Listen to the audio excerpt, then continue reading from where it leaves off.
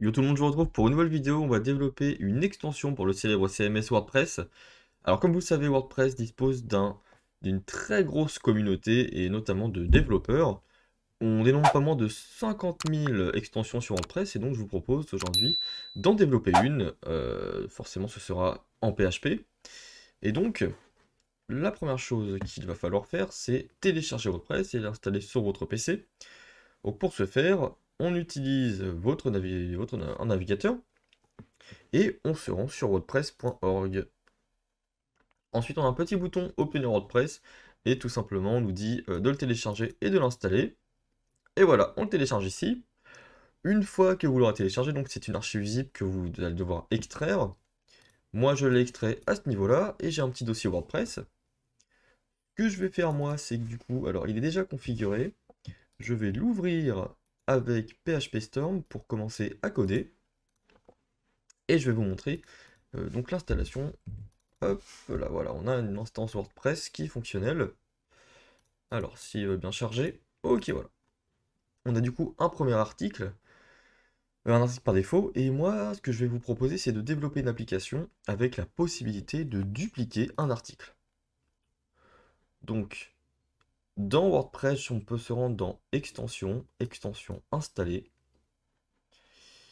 Alors, ça, on s'en fiche, c'était un test, ok.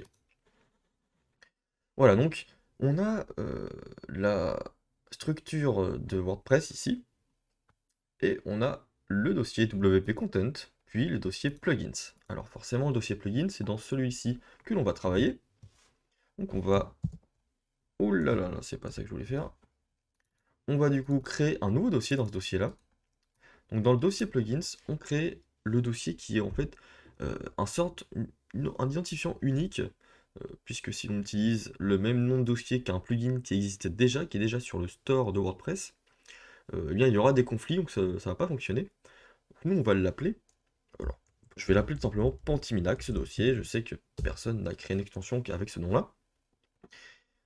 Donc à partir de là, si on regarde, on n'a pas d'extension installée dans WordPress, puisqu'il faut d'abord créer un fichier qui va servir de métadonnées, si on peut dire.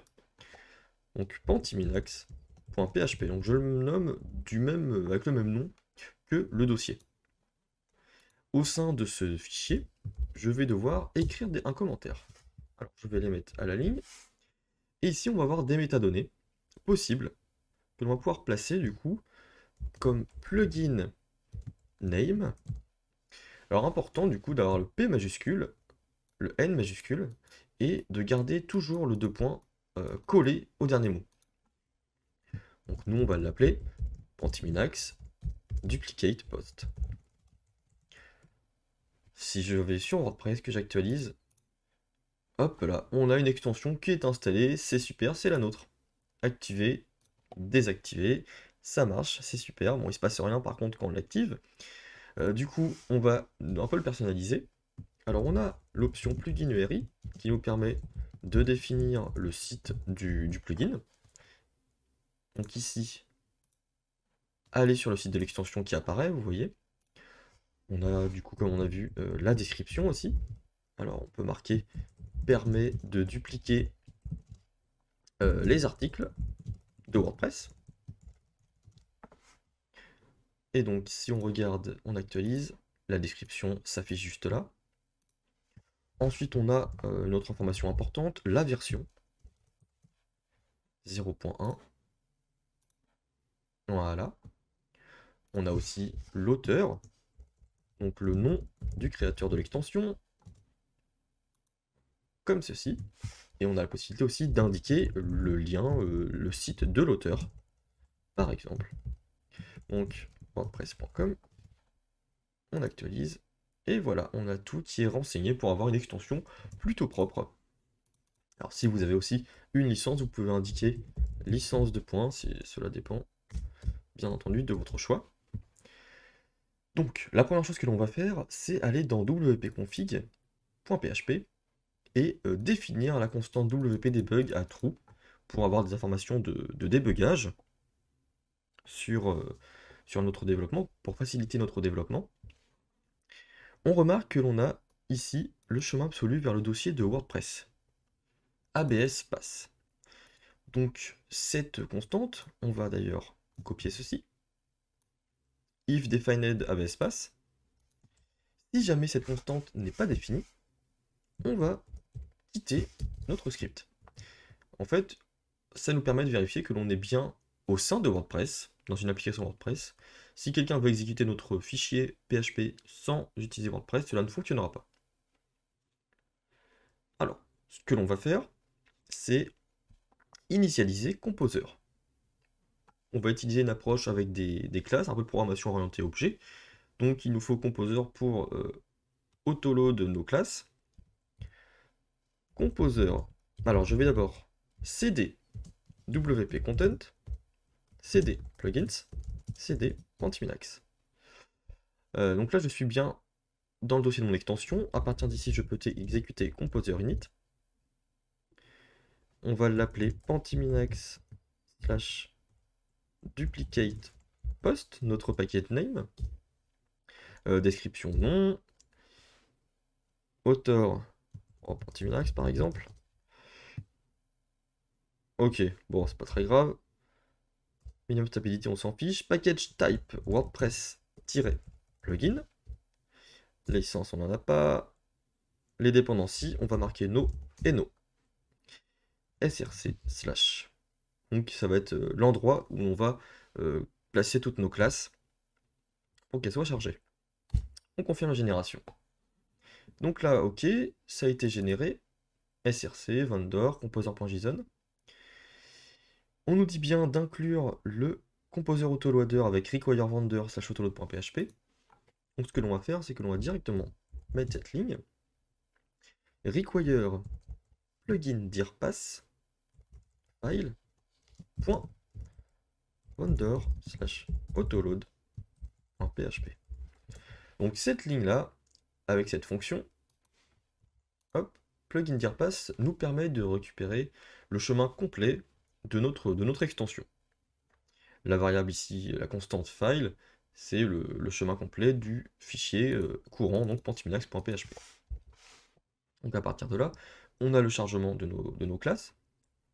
On va d'ailleurs créer notre première classe dans le fichier src.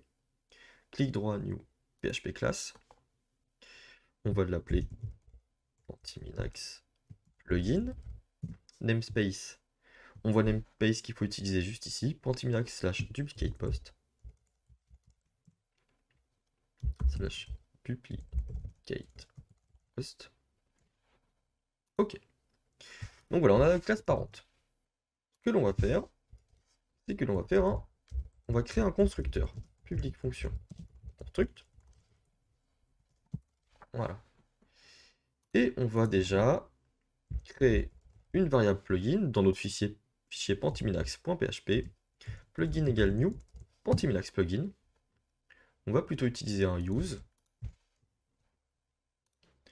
Use.minax slash duplicate post slash .minax plugin. On va essayer de l'activer.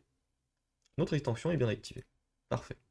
Donc là, ce qu'on va essayer de faire, c'est d'ajouter un petit message en plus, ici, quand on active notre message et notre extension quand on la désactive. Donc pour ce faire, je me rends dans ma classe. Je vais ajouter un hook avec la méthode registerActivationHook. Donc cette méthode-là va nous permettre de s'abonner en fait à l'événement d'activation d'un plugin, donc en l'occurrence le nôtre. Donc ce qu'il faut faire, c'est passer le fichier du plugin. Donc on va passer en paramètre en fait la variable file. Je vais prendre du coup dans mon constructeur, je vais ajouter le paramètre file. Je vais utiliser file ici. Ensuite, il faut passer le callback, la fonction qui va nous permettre, qui va gérer l'activation, qui va s'activer à l'activation de plugin. On va faire ça, on va créer une fonction, public fonction plugin activation. Donc ici, il faut renseigner comme on est dans une classe, cette classe actuelle. Donc on utilise bien un tableau décroché et le nom de notre fonction que l'on va utiliser, comme ceci. OK. Pour afficher un petit message ici, au-dessus, il faut utiliser Add Action. Alors, on a la possibilité d'ajouter des actions dans WordPress à différents endroits. Donc, si on regarde la signature, l'explication, voilà, c'est ça. WordPress lance des actions à certains moments de l'exécution, et donc on peut s'abonner à ces actions pour effectuer des différents traitements à une autre extension. Donc nous, c'est Admin Notice. Donc, on lance une notification à l'administrateur à l'activation de notre plugin. Toujours pareil, on ouvre les crochets, 6, et on va l'appeler Notice Activation, cette méthode. Donc, public, fonction, Notice Activation. OK. Donc en fait, ce que l'on va faire, c'est qu'à l'activation de notre plugin, on va définir un paramètre avec la fonction setTransient.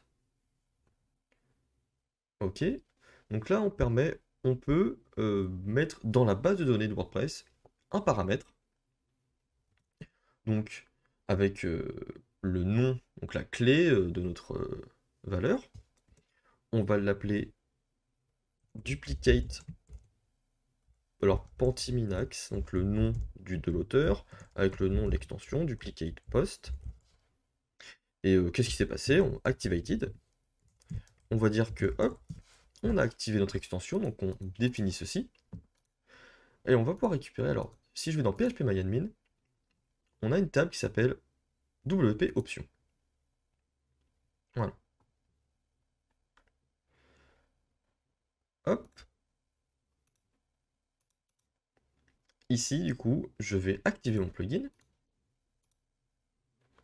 Je vais rafraîchir la page. Tac. Et vous voyez, on a bien une option qui a été créée avec la valeur 1. Donc c'est la valeur true que j'ai définie juste ici. Voilà. On a la possibilité aussi de définir une expiration en secondes. Donc on peut très bien dire que ça dure 5 secondes. Au bout d'un moment, notre variable en gros ne sera plus utilisable. Ça, c'est comme on le souhaite. Pour ma part, je ne vais pas le faire. Et donc, dans ma Notice Activation, je vais vérifier que la valeur du coup de ma clé ici existe. Si jamais elle existe, hop, on va faire quelque chose. Alors par contre, il faut la mettre entre les crochets, voilà. Alors pareil, on peut aussi faire ça correctement en mettant une const $duplicate. Alors duplicate post activated. Alors on peut appeler ça voilà, égale ceci. Et comme ça, on n'a plus qu'à prendre notre constante juste là.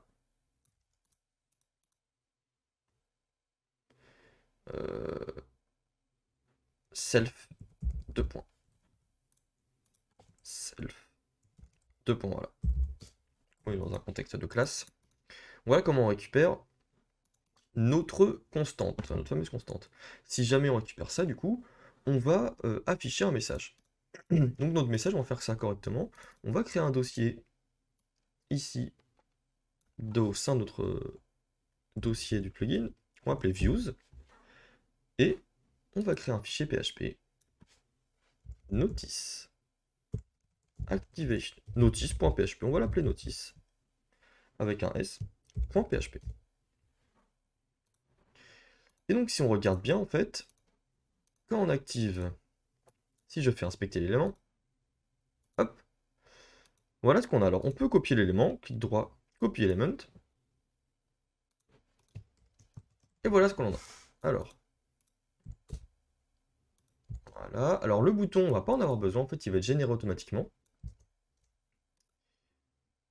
L'ID, on n'en a pas besoin, on a juste besoin de ceci. Et en fait, on va pas écrire extension activée, on va passer un paramètre. Donc je mets un echo comme ça raccourci, message. Voilà. Je vais quitter et je vais créer une méthode statique que je pourrais utiliser dans toute mon extension. Public statique fonction render. Je vais en fait vouloir créer une fonction qui va me permettre d'afficher le contenu d'une vue à WordPress.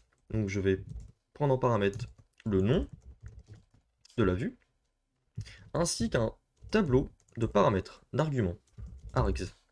Donc ça va me retourner rien du tout.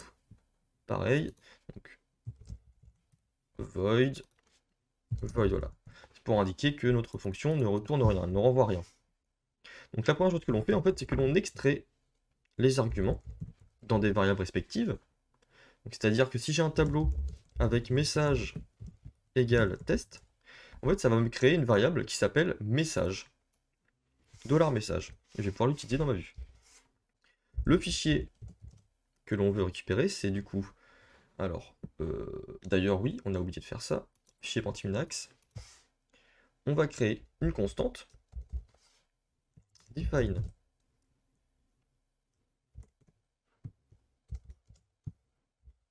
hop, Pentiminax, plugin dir, plugin dir pass,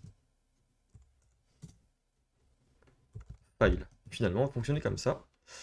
Tac. Ceci, du coup, on va pouvoir le remplacer, comme ça.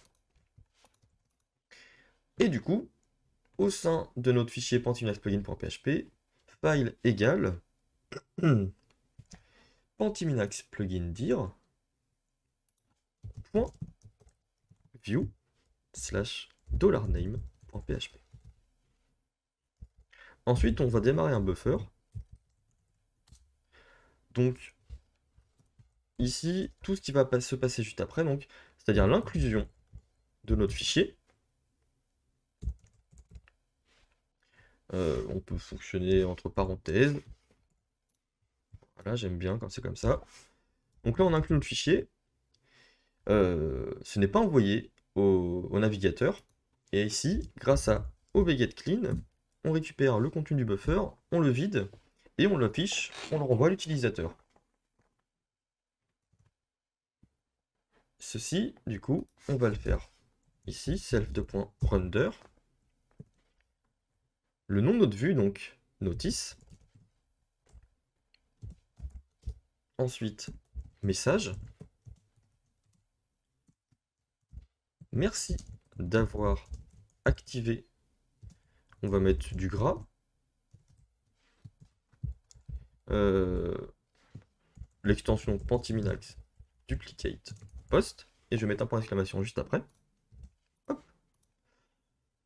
Et à la fin, juste après ça, on va supprimer notre paramètre que l'on a sauvegardé dans notre base de données. Self, hop là. On va pouvoir du coup désactiver notre extension, la réactiver. Et vous voyez, on a un petit message. Merci d'avoir activé Pentiminax duplicate post. Et si l'on regarde, on n'a plus l'option du coup qui est dans la base de données. Elle a été supprimée.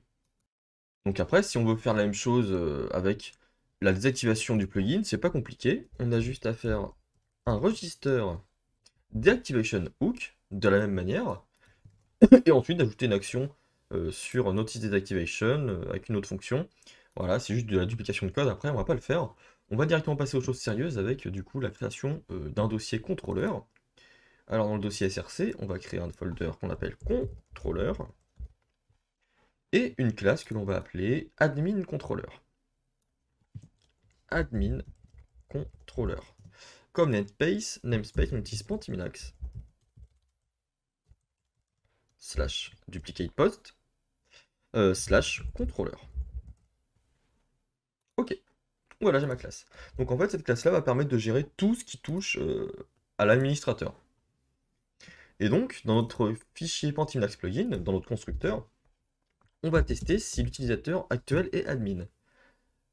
WordPress nous donne la méthode isAdmin qui permet de regarder si on est sur l'interface d'administration. Du coup, de WordPress. Dollar admin controller égale new admin controller. Voilà, on instancie donc une instance d'admin controller en son sein, juste ici. Donc là, forcément, il ne va rien se passer. Si je désactive, que je réactive l'extension. Ok. Tac. Je vais devoir, du coup, faire des choses ici. Alors, ce que l'on va faire, c'est pareil, créer un constructeur, puisqu'on appelle le constructeur dans notre fichier Pentiminax plugin. On va créer notre fonction directement qu'on va appeler init-hooks. Init. On va enregistrer tous nos événements juste ici. $this init-hooks. Alors la première chose que l'on va faire, c'est ajouter une entrée dans le menu des réglages. On utilise pour ce faire add action. Add action, on va beaucoup en entendre parler pour ajouter, pour personnaliser WordPress. Admin menu. On utilise un tableau, $this, virgule, le nom de la fonction qui va créer le menu, donc admin menu. Public fonction admin menu. Pour du coup ajouter un menu, il faut utiliser add options page. Alors on a premièrement la page title, donc on peut l'appeler duplicate post. Menu title. Alors menu title, ça doit être... D'accord. Bon, on va tester de toute façon, on va mettre Pentiminax. Ensuite, il nous faut ici définir quel utilisateur est capable de voir cette page. Donc il faut qu'un utilisateur ait les capacités manage options, qui puisse modifier les options, les réglages. Menu slug, alors si on va mettre duplicate post, je vais vous expliquer ce que c'est juste après. Et on a la possibilité d'avoir un callback. Voilà. Alors, on va faire ça après, on active. Si on va dans Réglages, on a, vous voyez, un petit menu Pentiminax. Par contre, rien ici. Parce qu'on n'a pas défini de fonction. Donc Pentiminax, c'est bien actualisé. C'est ce qui s'affiche ici. Donc on va l'appeler duplicate post. De même. Voilà, duplicate post. Est-ce que si ceci, il faut peut-être que ce soit comme ça, je sais pas. Je suis pas sûr. Non. Donc on va définir un callback. $this config page public fonction config page. Et en fait ici on va créer une vue. Oula, on va créer du coup un fichier PHP config.php. Ok. Et on va appeler Pentiminax plugin de .render config. Alors, si on actualise la page, vous voyez, maintenant on a bien correctement l'affichage de cette page. Et on a page égale duplicate-post. Alors ça correspond en fait au slug qu'on a passé ici. Ok. Donc du coup, donc tirer, on peut mettre peut-être un underscore, comme il y en a un peu partout, comme ça on ne sera pas perdu. Là si j'actualise, hop, la page n'existe pas, normal. Elle n'existe plus du moins. Duplicate post, voilà. Donc en fait, dans WordPress, on a au niveau de la page d'options, en premier une div qui a la classe wrap, un titre, réglage de duplicate post, on va actualiser. Et en fait, vous allez voir que c'est la même chose, voilà, c'est la même chose que de toutes les autres pages. Donc on va procéder comme ça. Et ensuite, il nous faut créer un formulaire. Form méthode égale post, action égale option.php. Donc là, forcément, rien ne s'affiche. Donc on va envoyer toutes nos requêtes vers le fichier option.php. Donc on va retourner dans notre fichier admin-controller pour pouvoir modifier le formulaire. Pour ce faire, il va falloir initialiser du coup le menu d'administration. On va ajouter une action, add action, admin, init. On va faire de même, this, on va créer une fonction, admin init. Alors, on essaie de rester cohérent dans les noms de nos fonctions pour ne pas se perdre dans notre code.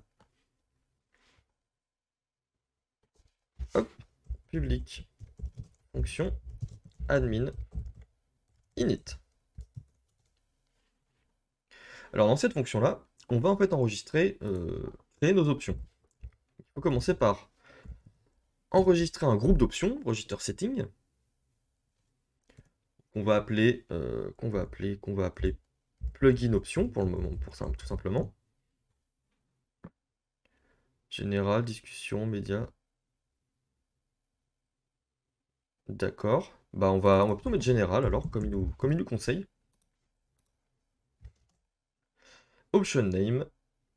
Option name ici, ça va être duplicate post general par exemple.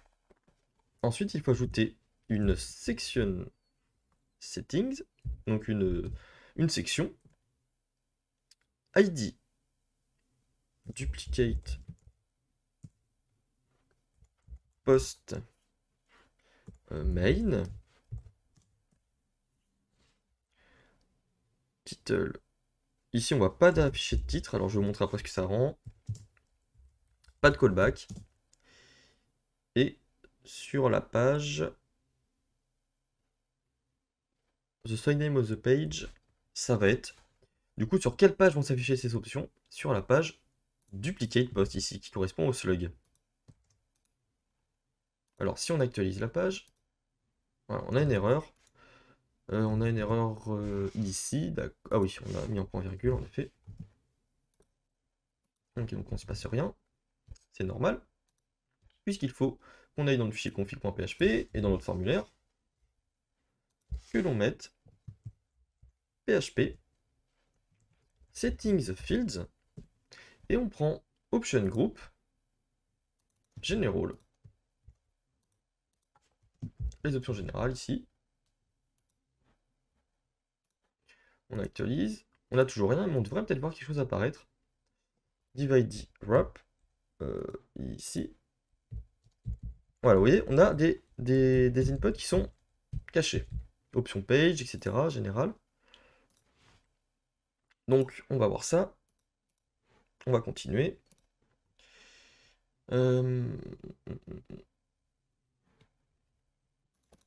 Ok. Donc, il faut qu'on ajoute. Ici, on a bien créé notre setting section. Donc, on a une méthode avec WordPress do setting sections duplicate post. Donc, de la page duplicate post. Pareil, on n'a pas ajouté de champ, donc c'est forcément rien ne s'affiche. Donc nous, en fait, on va ajouter un champ qui va nous demander comment l'utilisateur veut être redirigé lorsqu'il va dupliquer un post. Donc add setting field ID duplicate post redirect. Alors on peut peut-être l'appeler redirect tout. Le titre, donc rediriger vers après avoir cliqué sur dupliquer. Alors peut-être qu'on peut mettre de l'HTML, strong dupliquer, on va faire ça comme ceci. Voilà. Ensuite on a un callback, this, redirect tout. On va l'appeler comme ça. Sur quelle page? Sur la page duplicate post.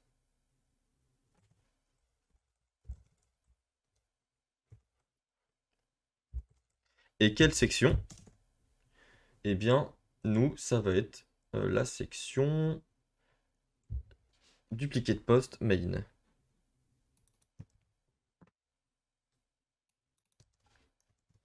Voilà.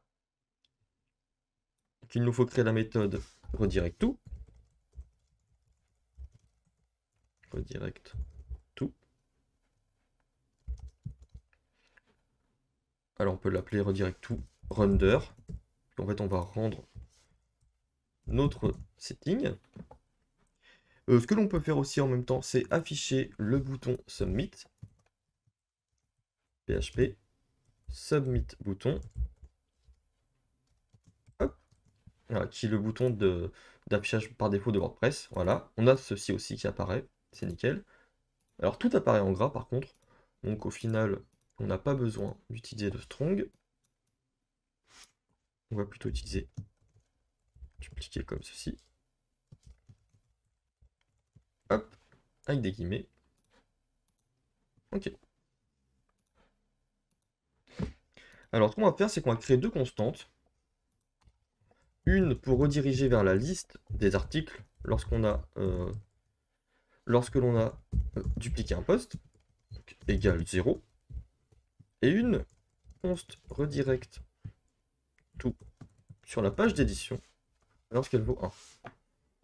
On redirige vers la page d'édition si on veut, donc avec la valeur 0 et 1, que l'on va se servir dans notre select. Alors, on va fermer le PHP et le rouvrir un peu après. Donc ici, on peut écrire du HTML du coup. Select name égale. On va l'appeler comment? On va l'appeler donc duplicate post général de redirect to. On prend en fait le nom de l'option avec l'ID du field. Et on va ajouter deux options. Tac. Alors, avec comme valeur, value égale self de point redirect to list et value égale self de point redirect to edit. Ok, super. On écrit ici vers la liste des articles et là vers l'écran de modification de l'article dupliqué. On va actualiser la page. Voilà, on a du coup notre select qui est bien là. Donc maintenant, il va falloir gérer la sauvegarde de cet élément. En fait, on récupère les options de notre plugin en utilisant getOption. Ici, c'est les options de duplicate post général. En fait, on pourrait appeler cette variable-là général options. Et la valeur actuellement sélectionnée, en fait, ça va correspondre à general options de ici redirect to. Donc WordPress nous donne une possibilité de générer un select avec la méthode selected. Donc on peut afficher si un élément est sélectionné ou non grâce à selected. Donc redirect to list selected value. Et ici, en bas, on va faire la même chose avec redirect to edit. Alors forcément ici, ça vaut 0 actuellement. On va afficher ce qu'il se passe. Donc var dump general options. on n'a rien. Donc si jamais on n'a pas d'option,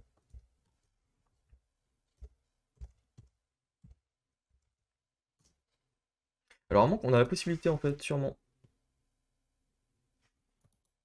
de passer défaut, on a false, on peut dire que c'est un tableau avec par défaut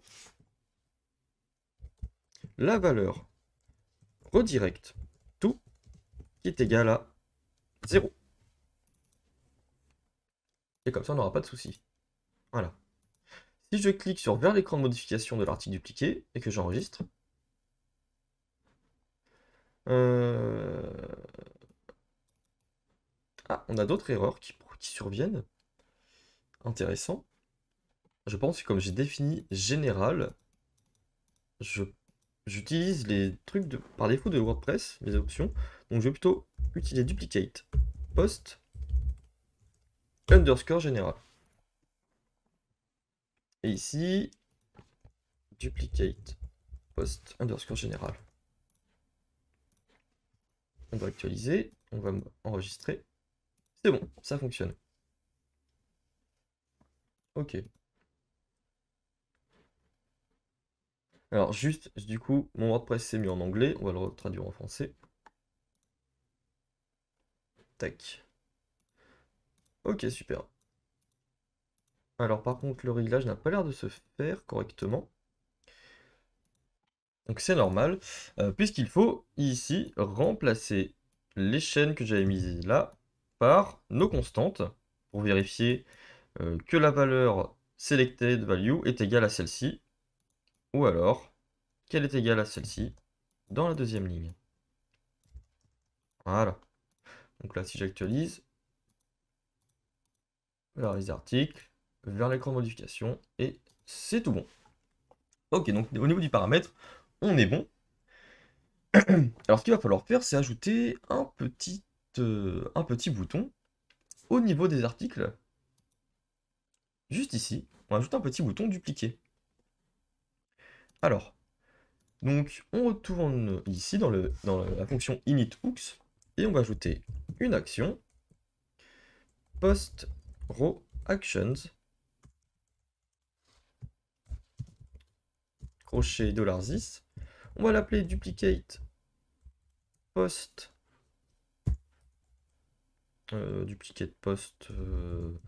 action. Alors, donc ici, actions, il nous faut passer des paramètres 10 et 2. En fait, si on regarde la fonction add action, on a la priorité, donc priorité 10, et les arguments 2. Voilà. Ce sont en fait les arguments que l'on peut accepter grâce à notre callback. Du coup, duplicate post actions. On va créer une fonction. Public fonction, duplicate post actions. Et en fait, on va prendre en paramètre un tableau avec les actions et un post, un article en fait. Donc ce que l'on fait, c'est que l'on va tester si le current user a la possibilité de modifier des posts, et uniquement dans ce cas-là,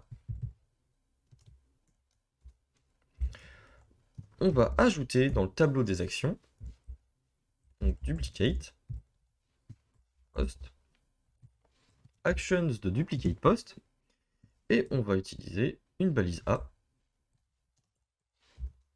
Tac. href égale admin.php, point d'interrogation, post égale, et là on va récupérer une variable post id, donc $post id égale post, et on récupère l'id comme ceci, et action égale duplicate. Voilà. Donc ça doit pas être trop mal. Post égale post ID, alors non, on met pas de guillemets ici. Et là c'est bon. Et en texte, on met on écrit dupliquer. On return les actions. Alors donc la priorité ici, on laisse en fait la valeur par défaut, mais on a besoin d'écrire 2 pour avoir la possibilité de passer 2 paramètres. Alors, on return un tableau.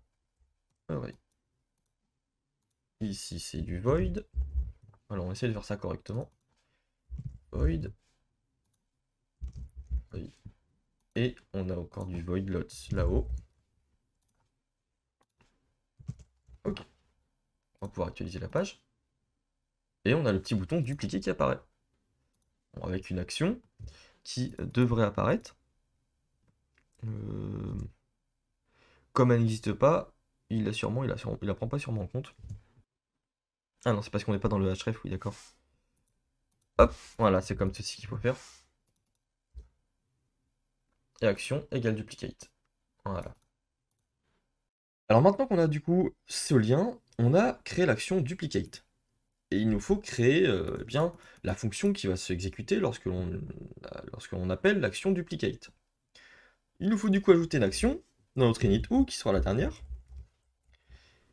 Admin underscore action. Et là, vous voyez, underscore, on a une variable.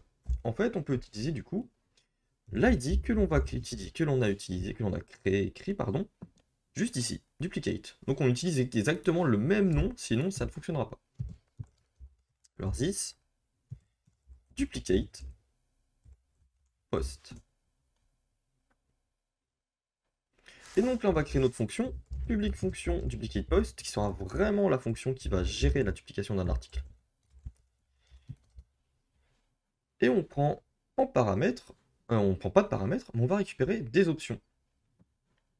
Alors déjà, on va récupérer nos options générales, General Options, ici,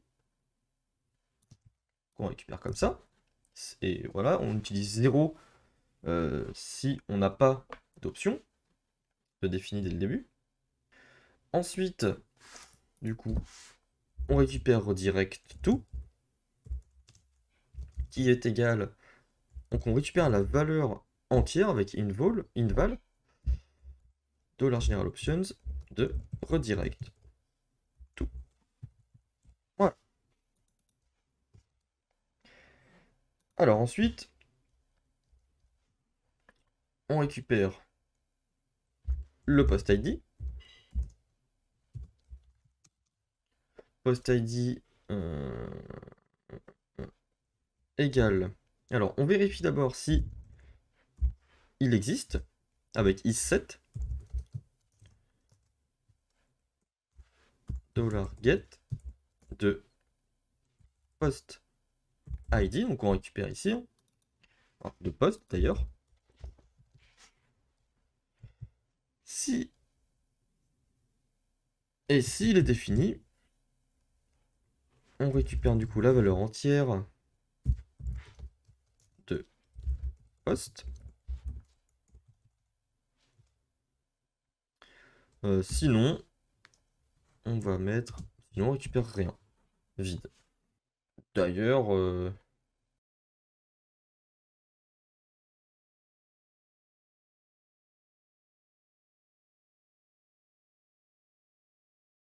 oui, on peut faire ça comme ça.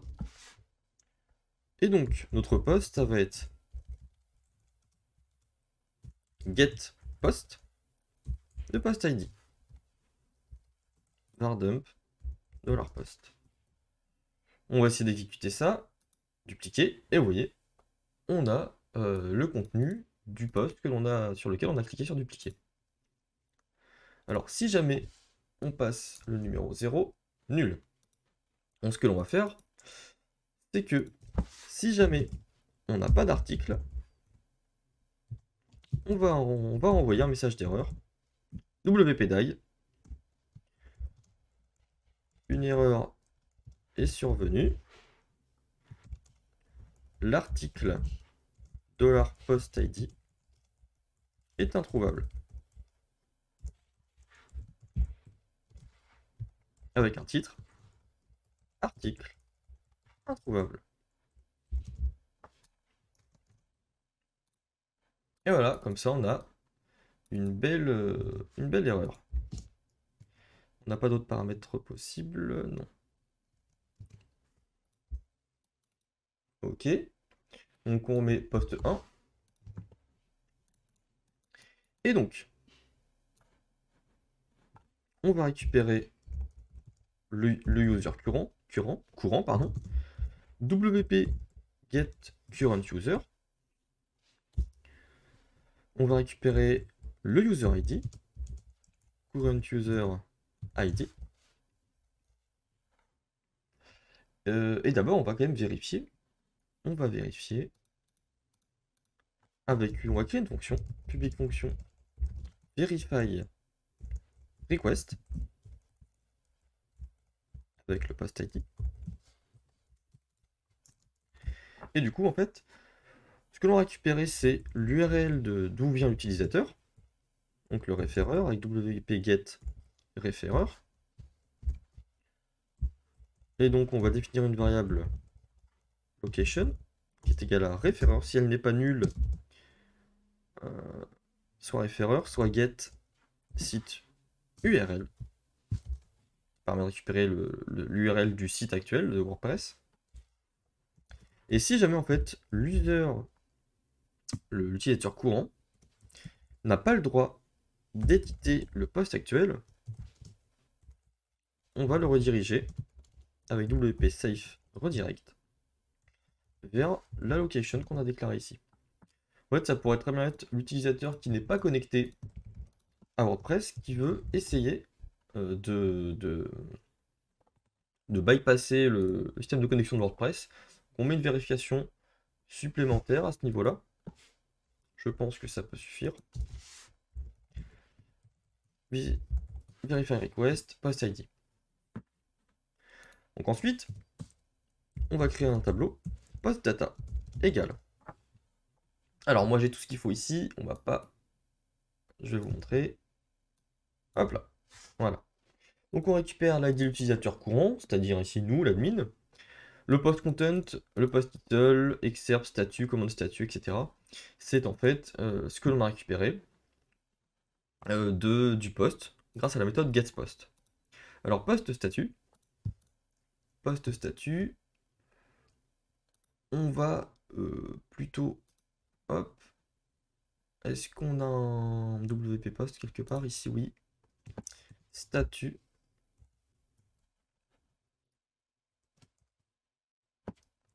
Post statut publish. Alors, on a plusieurs statuts. Alors, on peut les mettre en brouillon par défaut. Alors, récupérer le statut actuel du post. Donc, c'est ce que l'on va faire. Parce que je ne sais plus quel type de post existe. Dans tous les cas, on va récupérer le new post ID en utilisant wp insert post avec les post data. Donc voilà comment ça fonctionne. Et ensuite, à la fin, une fois qu'on a inséré, if redirect to égale self redirect to list wp safe redirect admin url entre parenthèses edit.php. Dans le cas contraire, si jamais notre variable redirect to est égale à redirect to edit, alors eh bien, on redirige vers la page d'édition du post courant. Post.php interrogation post égale new post id et action égale edit. On va pouvoir tester ça. Actualisons. Hop. Ok, on va pouvoir aller ici. Vous voyez, on a bien le post qui s'est dupliqué. Alors bonjour tout le monde. Test. Si on fait ça comme ça, mettre à jour. Je vais du coup, alors dans les paramètres, j'avais bien mis vers l'écran de modification d'article dupliqué. Si je fais vers la liste des articles, tous les articles, dupliqués. Hop, bonjour tout le monde test, qui vient d'être créé du coup. Et voilà, on est redirigé vers la page de l'édition de tous les articles. Et voilà qui s'achève ce tuto sur WordPress. N'hésitez pas à laisser un pouce bleu si vous avez apprécié la vidéo. Vous pouvez laisser un commentaire si vous avez des questions sur le fonctionnement de WordPress et de la création d'un plugin, bien entendu. Vous pouvez me suivre sur Twitter aussi. Et je vous retrouve très prochainement pour de nouveaux tutos.